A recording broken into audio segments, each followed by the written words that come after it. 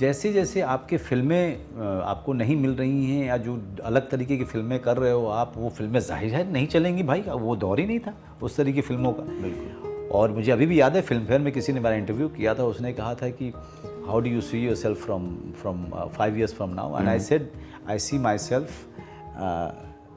Going down the hill, and they were quite surprised कि ऐसा क्यों बोल रहे हो। तो मैंने कहा कि बिकॉज मैं जिस तरह की फिल्में करना चाहता हूँ फिल्में चलती नहीं हैं, और सारी फिल्में जो है सत्या होती नहीं हैं, तो I am only going down the hill, and everybody is whoever is expecting a lot big from me, they are all going to be disappointed because I will not be doing what they are expecting me to do.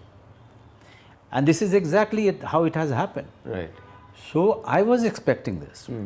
After 7 years, I went down the hill completely. जी।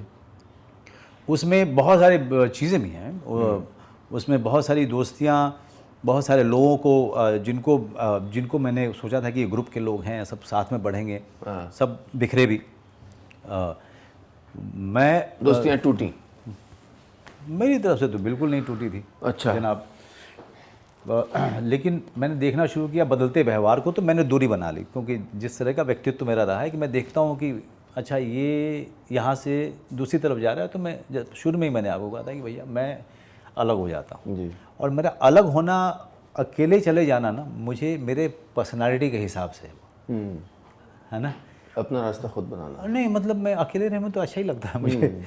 वो तो उनको सब गए, और फिर इधर मेरा career down हुआ, और उसके बाद सब के सब गायब, everybody, and whenever and some of them became very successful, Right. and most of those guys I could never. What really surprised me कि till now they don't recognize the fact that Manoj Bajpayee has supported them in reaching where they reached. You know, तो सलीम साहब का interview देख रहा था आपका, उसमें एक बड़ी अच्छी बात कही उन्होंने, शायद आपके इंटरव्यू में या किसके इंटरव्यू में उन्होंने कहा था कि देखो जो शुक्रगुजार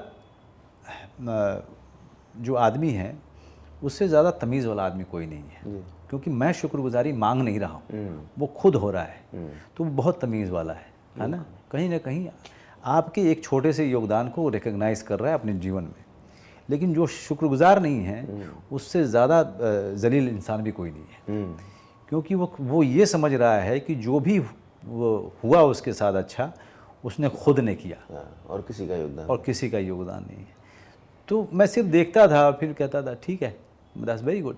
तकलीफ होती नहीं, फिर आप देखिए तकलीफ तब होगी जब आप एक्सपेक्ट करते हो, लेकिन जब आप गाहे बेगाहे आपकी नज़र पड़ गई किसी के इंटरव्यू पे और किसी का, और वो रिकग्नाइज नहीं करे। अब मैं अगर रिकग्नाइज नहीं करूँ कि तिग्मांशु धूलिया मुझे शेखर कपूर के पास लेके गया था, तो मुझसे बड़ा जलील इंसान कोई हो ही नहीं सकता है भाई, वही लेके गया था, ये सत्य है।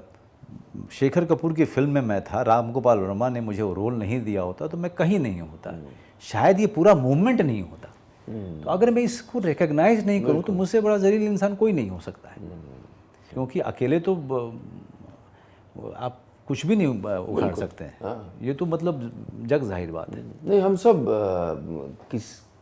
किन्हीं ऐसे लोगों की दोस्ती और उनका अटेंशन, उनकी मदद की वजह से ही बिल्कुल। मैं आपको बताऊं, अब चूंकि बातचीत निकली है तो अशोक पुरम नाम के, वो अभी भी मेरे दोस्त हैं, बड़े रहीम किस्म के इंसान हैं, कभी आपका साबका भी पड़ेगा उनसे।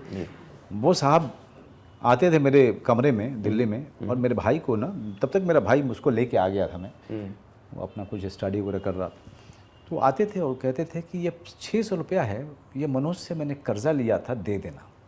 और वो नौकरी करता था मेरा दोस्त। अच्छा। तो मेरा भाई आते कहता था कि ये भैया आपके पास ये 600 रुपया कहाँ से आया आपको उनको देने के लिए, यहाँ पे हम लोग मटन नहीं खाए थे आपने 600 रुपया उनको दे दिया। तो मैं समझ जाता था कि ये अशोक पुरम का एक तरीका था मुझे हेल्प करने का, बिना लोगों को जताए हुए।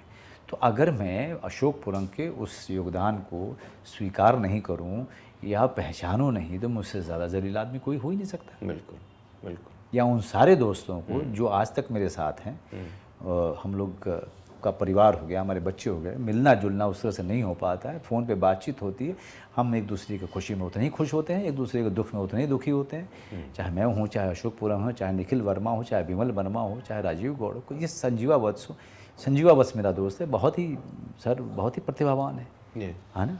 शायद उस तरह से भगवान ने नाम नहीं दिया उसको, लेकिन उसकी प्रतिभा जो है मैं कभी भी कम नहीं आंकता हूँ, है ना। तो ये सारी चीज़ें रिकग्नाइज करने की बात होती है। बिल्कुल। ये इन सारे मैं थोड़ी बोलूँगा नीलेश यार यार मैंने किया तुम्हारे लिए यार, तुम प्लीज़ बोल देना ना, बात समझ लेना। बिल्कुल। तो वो दूसरा जिसने किया है वो कभी नहीं वो क्यों बोलेगा। This is up to you, this is your responsibility to recognise.